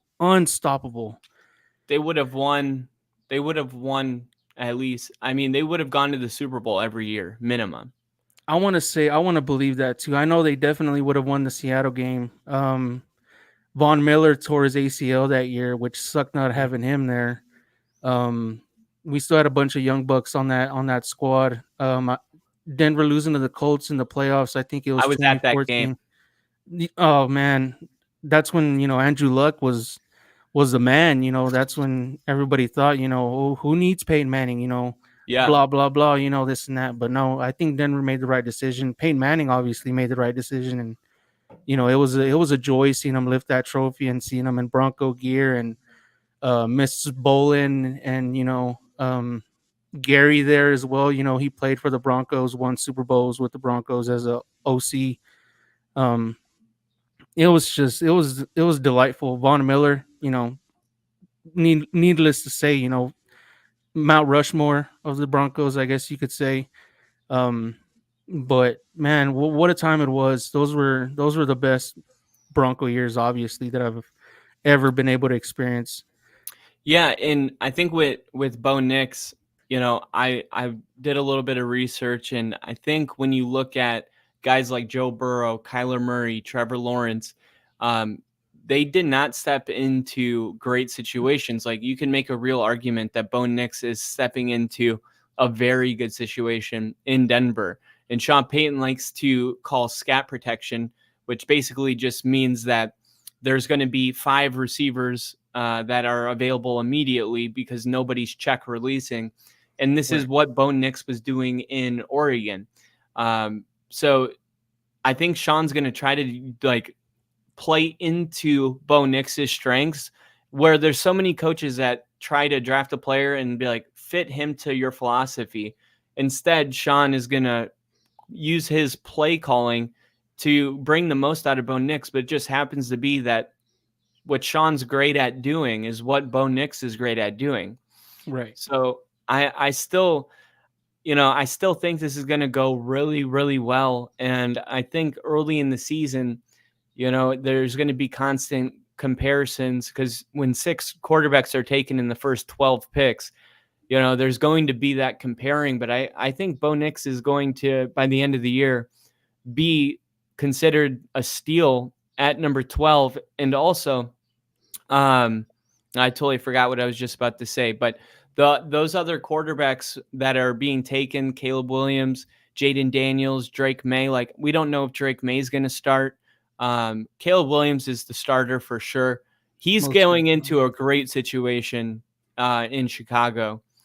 But for where we're at right now as a franchise, when you look at all those weapons that we named earlier, I mean, Sean's going to be getting the ball out of his hands quick. And Russ took so many sacks because he held onto the ball longer than any quarterback in the NFL, looking for that deep ball, always trying to make this ginormous play. And I said this to somebody watching Russ play, it felt like he was always looking for one play to kind of tip the scale back. Like all of this bad stuff has happened. If I can just one amazing play, you know, then people will know that I'm still him. And it just felt like Sean was like, no, just get the ball out of your hands. And you look at guys like Kyle Shanahan, and they say, you know, when Trey Lance was drafted and Trey Lance had like 60 rushing yards in the preseason, and Kyle Shanahan was mad about it in the press conference. He was like, they asked how he did, and he was like, I don't know. He didn't do any of the stuff I asked him to do. And then these are the type of offensive guys that they're like, look, I designed the play will work, but you have to do what I'm telling you to do. Kind of like JJ McCarthy, how they say, oh, he was in a running system. It's like, yeah, you still have to, you know, be willing to say, okay, regardless of how talented I am or any of that, I'm going to trust the play. And that's what made Brock Purdy so great, is that he stepped in and was like, I'm just going to do what they're asking me to do, nothing more, nothing less. And Russ kept, you know, Sean and Russ just did not have that connection. It felt like often it was Sean freaking out on the sideline because Russ was kind of taking things into his own hands. Right. Or Yeah. I think Bo Nix is going to come out and just get rid of the ball really quick. And last time there was 6 quarterbacks taken in the first round, the 6th quarterback was Dan Marino. Jesus. Yeah, that's a who were the other 5? Do you know? No, but we basically have Dan Marino. That's what that means. Yeah, I guess. Yeah. Let me see. But to add to that, before you mentioned the other 5, and it's also different when, like with Fangio, he was defensive heavy. You know, he was a defensive guy. Bo Nix, I think, fell into the right spot where Sean Payton's just straight up offense. Like, you know, he's the head coach. He'll be either calling the plays or he'll have somebody call him for him. But I mean, he needs to build it. He's building it around Bo Nix. It's different when you have a head coach who came from a heavy defensive, you know, program, or being a defensive coordinator his whole life. You know, but I mean, I think Bo Nix fell into the right spot, and I think they're going to definitely try to make it work. And I believe I believe, I guess you could say. Oh, I love it. Yeah. But hopefully they make it work, man. And the thing with Russell Wilson, you know, he was always trying to take that deep ball, but I honestly still feel at times where like he was still looking for Metcalf somewhere down there. Like even as a Bronco, he was still looking for. I mean, I think the world of Sutton, but he's no Metcalf. Right. You know, that's how Russell Wilson got that stuck in his mind, that I'm, you know, my Metcalf is somewhere down there. He's gonna get the ball, break tackles, you know, run it all the way, but it didn't work out like that, you know. Yeah, so here's the draft. In this draft, in the first 10 picks, produced 4 Hall of Famers. And I guess I could tell you right away what makes it different is that Denver picked the 6th quarterback by pick 12.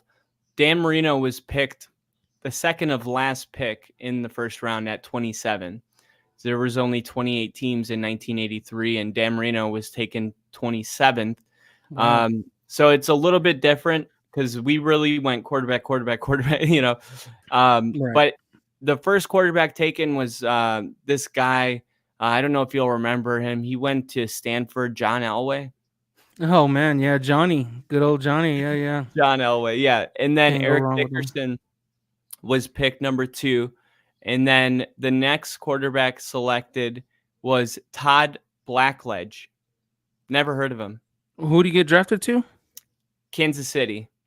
Yeah, I can't say. Yeah, Kansas City doesn't really have a history until now, so I'm not surprised that I don't remember that one.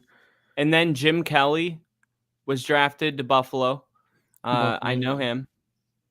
He went to Miami. Then Tony Eason was drafted right after him. That sounds so familiar. Yeah, he NWE. I don't even know what that stands for. Let me see what that stands for. New England Patriots. Okay. So that's their. So the Patriots got their quarterback. So that's 4.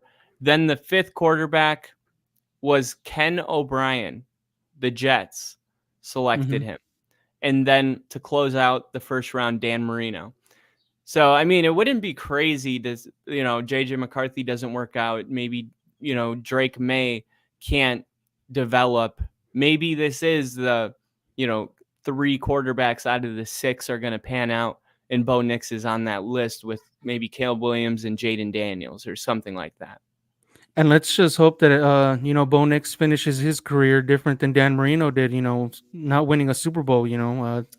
Poor Marino. It sucks that he never got one. He was always the Ace Ventura. He was a legend growing up, man. I mean, everybody knew Dan Marino. He was a household name. But let's hope that Bo Nix can at least add 1 or 2 to his resume for sure. Yeah, and I lived in Miami for 6 years, and I got family there, and that's why I was actually at the Dolphins game. And my uncle's got a Dan Marino jersey, like he's the man. Yeah. He's no one ever, as much as people say he never won a Super Bowl, they're normally saying that in support of him, not taking something away from him. Like, especially when like they say Tom Brady was better than Manning because he won more Super Bowls, people will say Dan Marino didn't win one. Are you saying he wasn't a good quarterback? You know what I mean? They're not saying it in a negative way, but you're right, man. I really do hope that Bo Nix can be like Dan Marino, but with a Super Bowl. Because most definitely, yeah. Honestly, I'd just be stoked to play a playoff game again. Yeah, it would be nice, man. I'm sorry? Do you follow the Nuggets or Avalanche? I follow the Avalanche, yeah. And I'm more of a Nugget fan more than I am an Avalanche fan. I'm just getting into hockey. A couple years ago, actually, once Colorado started blowing up. But I've been a Nugget fan since, Iverson Mello, back in the day. Chauncey Billups, when J.R. Smith had very little tattoos to maybe not any. Kenyon Martin, Nene, man, the Brazilian Nene, he was dominant in the paint. I loved him, man. But yeah, I'm a huge Nugget fan, and I can't wait to see them win, back-to-back titles. Yeah, I was gonna say, I was like, at least for Denver, there's something that they can be happy about right now. And did they win against Dallas last night? Was that last night? Yeah, that was 5-2. Yeah, they won. They did. Yeah, the series is now 3-2. Yeah, that's crazy because I watched game 1 and then I missed the other ones because I'm not into hockey like I am the NFL. Right. But I saw them go up 1-0 in overtime, and then then Dallas won 3 in a row. And I turned the TV on. I'm like, if they lose, they're out.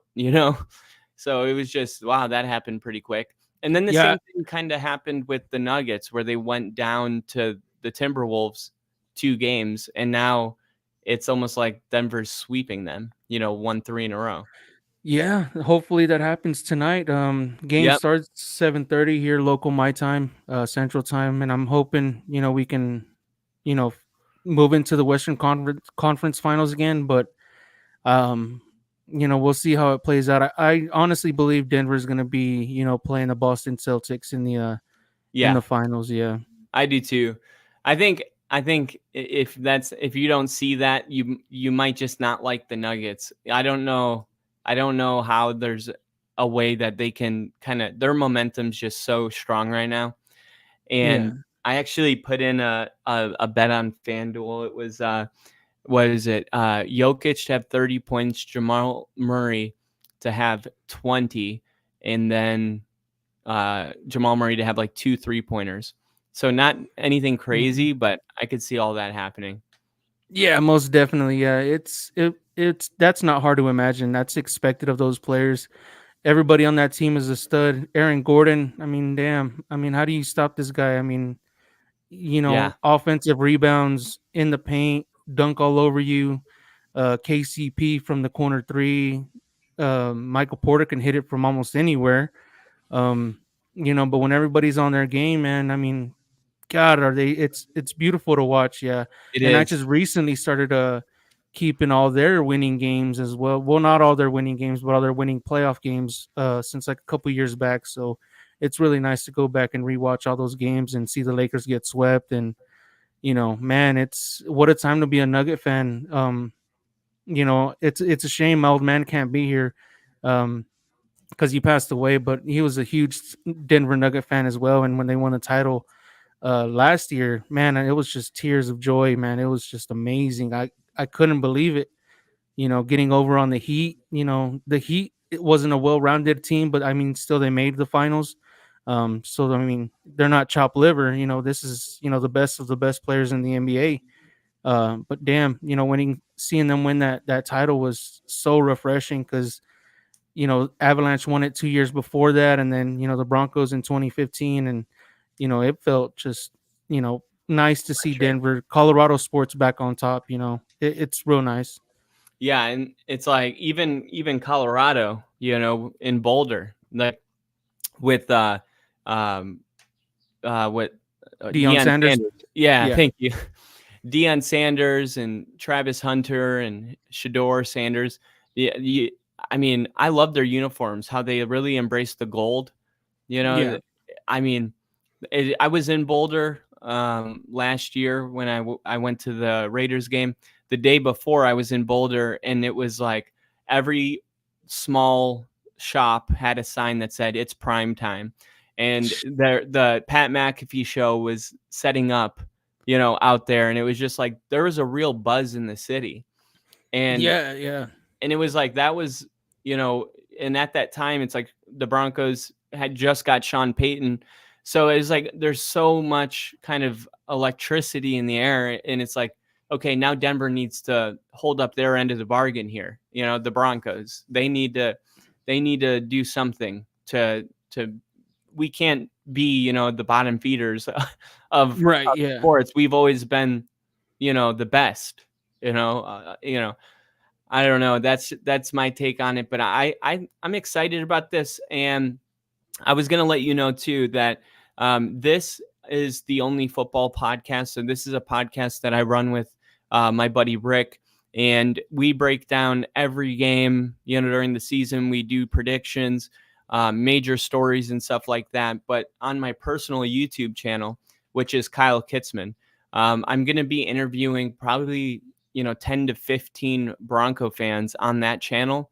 So if you're interested, you should definitely check it out, because I'm really, I found on Twitter, like I said, how divided the fan base is, and I'm just trying to get a feel of like where everyone's at, going into the season and getting to meet new Bronco players. Like I just got out of the military.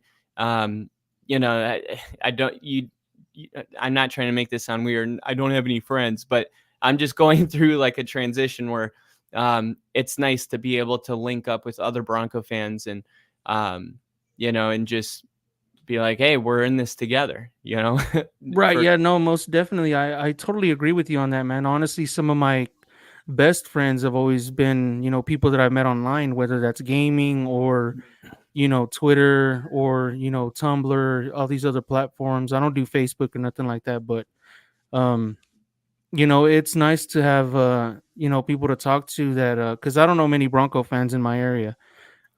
It's pretty much Dallas fans. Believe it or not, it's the worst state to live in if you're not a Cowboys fan.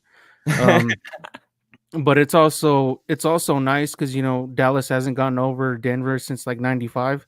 Yeah, and I always brag about it all the time. Anytime I run into a Cowboy fan, and they mention, they're a Cowboy fan, I'm just like, oh, okay, let's talk football. Let's see where this Yeah. goes. I'm ready to go. I'm ready. I brought my baggage with me, and it's Louis. So yeah, it's cool, man. I mean, most definitely, I'd love to be a part of it. Again, it's an honor for you to take the time and have me on here, man. I'm looking forward to it. If you ever need me again, you got my email. You know how to come in contact with me, man. I'll be there most definitely. For sure. I'll definitely have you back on. Real quick before I go. You remember in that Cowboys game when Manning faked the handoff and then he kept it himself, and Right. literally the whole entire building was confused, including the people recording the game, because it Right. was like at the running back, and then all of a sudden it just goes pans over, and Peyton Manning's just jogging in with nobody around him. Right. Um, Yeah. I And I love still the game. watch that game sometimes too. That's one of my top plays against the Cowboys. My number one top play would have to be when Kyle Orton hit Brandon Marshall at the end of the game in like '09. I was still in high school at the time, and man, that was probably the craziest Denver Bronco game that I've ever seen in my life. I think the world of Brandon Marshall. He was one of my favorite receivers before he was shipped off. And then Josh getting McDaniels. DT. Yeah, Josh McDaniels. Yeah, shout out to him. I wonder where is he still in New England? Um, well, right now he's unemployed because he got fired from the Raiders and nobody's picked him up. Right. Yeah. I totally Everywhere forgot he about that. goes, he takes all the best players and pushes them out. It's so strange. He's definitely a toxic person. It's like eventually, if everywhere you go turns into a dumpster fire, like, okay, it might be you. You might be the problem. Very Uh, true. Yeah. and I remember that Thursday night game. I think it was his first year, and it was on NFL Network. And this is when Thursday Night Football was just kind of starting. And I remember him on the sideline, and they had like 4 false starts from the 1 yard line, like in a row. Yeah. And I wouldn't. I believe it. Yeah, I believe you 100% on that. Yeah.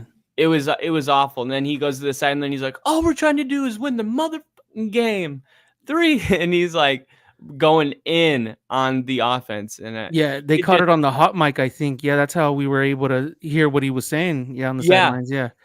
And I Yeah, I remember remember that. even the announcers were like, "Okay," like, Yeah. "Oh, he's mad." But yeah, you could tell just the players were so deflated, getting screamed at by him. It was just like you knew that the players weren't playing for him. You Exactly. could tell. Exactly. Yeah. I'm with you 100% on that last comment you made. Yeah. The players just didn't want to play for him, man. It was upsetting because if there's one game that I'm glad he did win when he was a Bronco was when Denver played New England and Denver was wearing the mustard jerseys and Oh New yeah, England. Yeah. And I don't even think he shook Bill Belichick's hand after that. I think Bill Belichick was looking for him and he was like, yeah. He was like backpedaling, like right. Yeah. and then Memorable game. Yeah. that was that. I think we were 6-0 after that.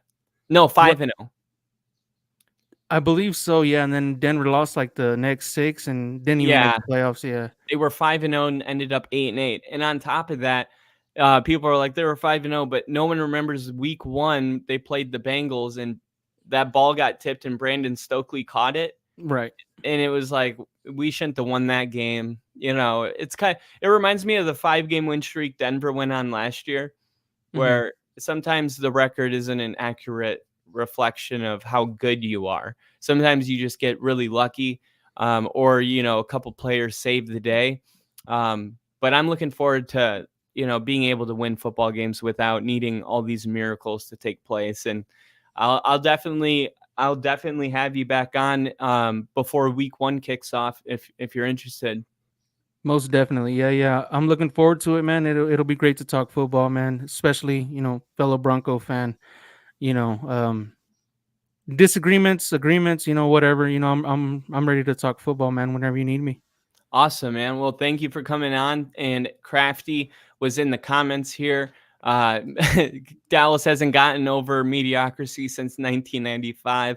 And then Yeah. also Easton took the Pats to the Super Bowl in '85, and then He said typical Jets move for drafting a quarterback in the first round that we can't remember. Funny stuff, Crafty. Crafty, Grandizier, Bill, Jinja, everyone that was in here and everyone that's going to watch in the future. Thanks for being in here, and I will see you guys very soon. And Angel, thanks for coming on, brother. Thanks, Kyle. I very much appreciate it, man. Go Broncos. Go Broncos.